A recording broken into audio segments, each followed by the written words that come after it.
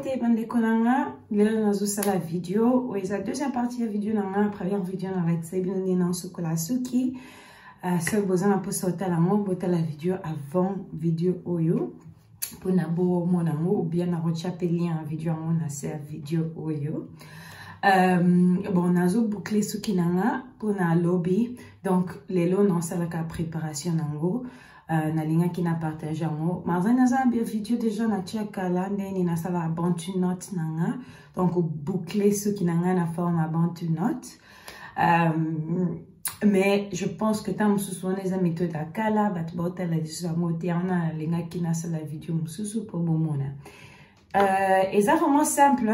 Donc na banango na sala la kaba produit mingite na sala la kaka beurre nanga mona sak. Oeza kutu beurre nanga na tia na nzoto eza etikali kutebelete eza nango kaka beurre de karité, beurre de mangue, beurre de coco na ba huile na mélanger kaka po epesa ngo po ekomisa ngo moins léger quoi, donc facile à quoi appliquer na nzoto to na suki. Mais beurre on a sala lango kaka so nazo sala ba style lokola ba bantu note, ba flat twist, ba twist out, ba style mon corps pour boucler suki. Sinon on a sala la ka ba huile na suki na naturel. Alors na sala oyo, na sala la produit na oyo. Après na rotia kaka gel mukie kaka Eco Styler. Avant na bana osala la ya huile d'olive, mais c'est quoi nazo sala argan oil. Na habité sur argan oil na français to na lingala. Mais voilà, boîte na mo ezango na lingaka gel o makasi surtout pour na ba coin ya suki kotoyo. Ya ona elingosi la koto. Mais na osala la ka mon pied pour na suki na et pour na définir vraiment ba boucle. Voilà. Alors voilà, donc on a vu déjà section et suki nanga, on a ligné na travail nango et dans un beurre de karité minité, mélange à beurre de karité nanga minité kaka boye. Suki nenge za déjà mouillé parce que na uchi obimaka na douche sikoyo. Donc na ko appliquer na suki, voilà.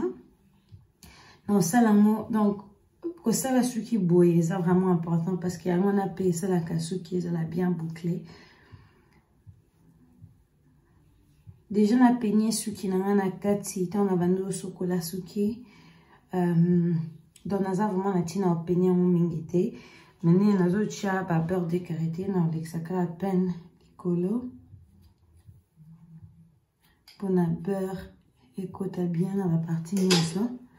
Voilà, après dans un gel nanga gel kutu et au moins na kutu teka mukie na musapi boye ou lekisika likolo. Après on va dire que ça là pas flat twist pardon pas twist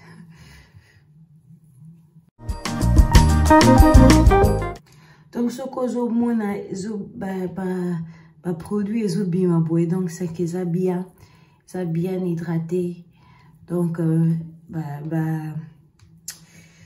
twist ba boucle kobima vraiment bien. So ezakara sec ba boucle obima penza bien te lobina tongo. Alors na côté suka boye na ozakara misapi na nga zo linga mo boye. Après na linga suki mo lisusu mo boye boye komisa mo makasi on a sali mo mukie makasi. Non, c'est là, bon, on a carapon à liboso. Na katikati na sima, non, ça, non, minene. Alors, non, ligne en boye. Et voilà. Bon, tu notes, non, moi, donc, non, c'est là, on a su qui m'oubima. Après, non, avec Sabina. Et voilà. Na si, c'est comme ça, bon, tu notes. Na su qui n'y a ça. Ah, na bendi, moka, na gel, mouké. Pour ce qui est longue bimamo propre parce que nous vendons nango si boye na kolala nango pe na lala nango na écharpe pour elongwate na butu na katikati ya butu. Donc après lobby vraiment faut ezala absolument sec avant na fongolango. Donc les lots aux déjà ba 16h30 lobby na fongolango ba 10h na tongo. Donc eko sala plus de 12 heures, hein.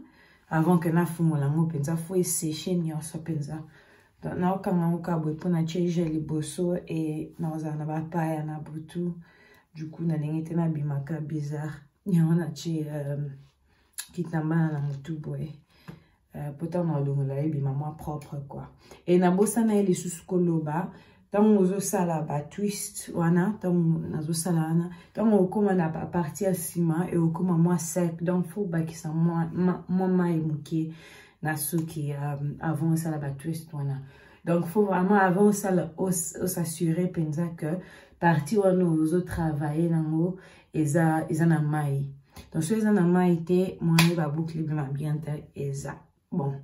Merci pour nous l'ananga. À demain, car non, la deuxième partie. Merci.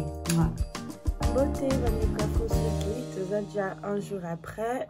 Nazo la Sabino. Ndeni nazo. Non, ça là-bas. Pantu not out nanga. Na sala kiango hier na ba 16h, 15h, 16h. Tu comme déjà ba 13h le lendemain. Avant la bande au fongola, ce kiango. Ba twist na chango na no huile donc so na fongoli moko na china no huile pour ça va bien hydrater et puis est facile tenga na fongola. Bon na si ko longola ba twist wana alors na ba section yo siko na banda ko fongola ngo pona opesa ngo volume et pona ko garder ba boucle. Faut vraiment ça l'attention ningozo fongolango donc bon mon nazo bandana c'était maintenant bandana côté likolo boy et non ça lango na suki nyonso.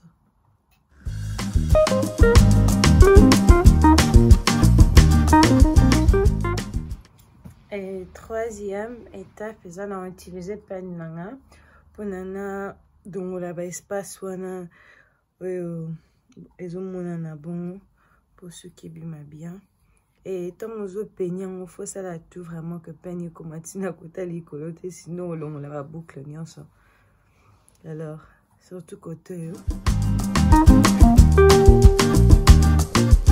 ok si qu'on a ici ko allons la espace wana au moni 8 mois volume qui est alors pour ceux qui ont mikuse non ça là non kangango boye Nicolo pour émonana moi bien parce que j'aime pas nengi sali boy yo kokina otika bon soko zingi mais na cha gel mamuke na ba kwa nanga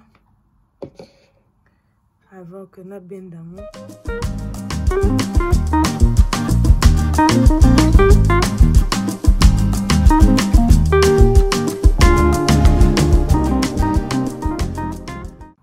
sikoyo na kanaka kitambala na muke pona gel wana vendre bien juste pona 10 à 15 minutes après on l'exapine au résultat.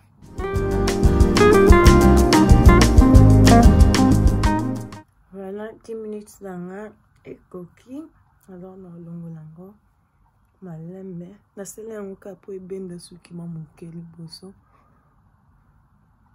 voilà. Oui, ça moi propre.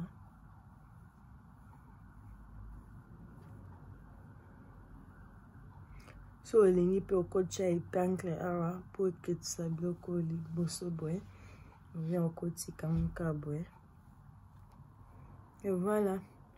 En tout cas, merci vraiment pour la vidéo lelo. Ce que vous avez commentaire, toutes les questions, vous comment on a essayé de répondre bino.